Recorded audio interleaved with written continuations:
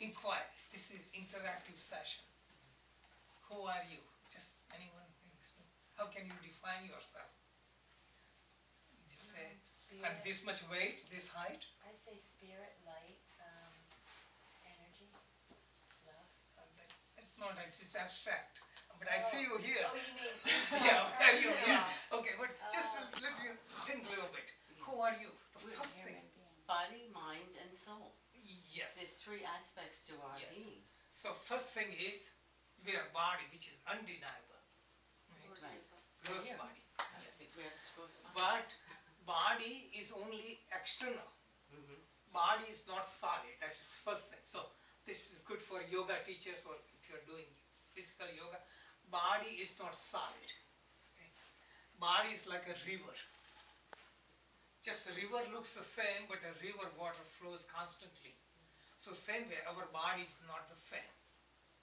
We are changing constantly. A single thought or single emotion would change your body tremendously. Because 100,000 cells are changing every second. Can you believe it? So we are energy. So really deeper than the body is energy, and everything is vibrating. So more permanent, more reliable is energy. So yoga is not working on the body. Body is like a corpse. If body was real, the body was only thing we wear. There's somebody arms and legs amputated. It doesn't say I'm 50% of me. Somebody loses weight, doesn't say I'm 2%, 200% and I'm 50%. This changes. Body is not. Person dies, we don't hang on to the person. If the person was body, then we hang on to it, preserve it. So we clearly know we are not the body. Then what are we? Then we are energy. Okay. So energy is subtler than the body. Energy is, so the second stage is energy. Energy. So energy, how does it represent through the body? How does energy represent itself through the body? Through your gestures, your kindness, compassion. That is mine. Okay. That's mine. Okay. Energy is used with 5 sense organs we receive information, and 5 motor organs we react. This is where energy is. So within our body, energy, 5 sense motor organs. Looking from the quantum physics standpoint, okay, what are sense organs? Sense organs are not doing anything. Entire universe is vibration. So sense organs are perceiving vibrations. Through energy. Yes. So eardrum vibrates and the signal goes to the brain and we say we hear. But we actually don't hear. Seeing, we don't actually see. Photons, react. Picture is in the back and sends a signal to the mind, it sends. So we are energy. So even with 5 sense organs, we don't see, hear, taste. Actually, we perceive the vibrations and we interpret it. So even our body's illusion is constantly changing. So all we see, hear, taste, touch, smell, everything is also illusory. Like an electrical cord. Right. And what is behind the energy is subtler than the energy is the mind. Mind is the one that directs energy. See? So mind directs energy. So raise the arm, mind tells, energy goes up. Okay. So I have 2 analogies in yellow book. One analogy is body. This is from Upanishad.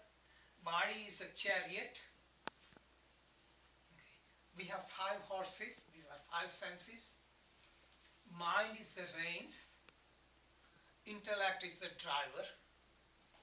And we are the master. So we have to realize we are the master. So we have to use the chariot. We have to use the horses. But we have to control them and then give them direction. The driver gives the direction. Our body is like a light bulb. It has no value.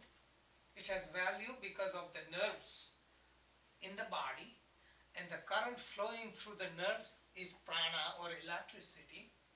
Mind is a switch intellect is the driver, intellect is the circuit breaker, and self is the powerhouse. So this is the goal of yoga. So really we have to go inward, beyond the body, into the energy, into the mind. What is emotion then? Emotion is a strong feeling product of the mind. What is the difference between brain and mind? The mind can play games and think up all kinds of things. The brain kind of just accumulates the knowledge. Brain is it's the learning. material organ, mind you cannot see. Okay. So brain and mind. Okay. So mind, even within mind, there are different faculties of the mind, and humans have one faculty called intellect or buddhi. Animals have instinct, they don't have intellect. They cannot choose what to eat, what to do. They use all the faculties only for survival. And we have one more faculty, is consciousness. Animals don't have consciousness. They feel sensation, they feel pleasure and pain. But they cannot experience bliss, which we can. They can get the pleasure from eating, that's all. So we have two extra faculties, which is intellect and consciousness. So I have explained all this in different books, there are cross connection. So if you read, you can study for lifetime. You don't have to read all the scriptures, Bhagavad Gita, Upanishad and all these things. So many teachers, they teach Patanjali Yoga Sutra in their teacher training. They teach Bhagavad Gita, they teach Kundalini Yoga, and they invited me to teach Kundalini Yoga. I say, I haven't awakened Kundalini, I haven't seen any Kundalini master, and they are teaching. Even one student, Anya, she prepared that collage, she teaches Kundalini Yoga, she teaches Kundalini Yoga. So her teacher, nobody knows Kundalini Yoga, everyone uses the name. They are using Patanjali Yoga Sutra, they don't know ABC of Yoga Sutra, and they get certification. I interpreted 2 chapters in this to explain the real essence. All the scholars explain all the mumbo jumbo, confuses the mind. I'm explaining, it's so simple. And Patanjali Yoga Sutra is only for those who have prepared themselves to do real sincere practice. Okay. So coming back to the chat.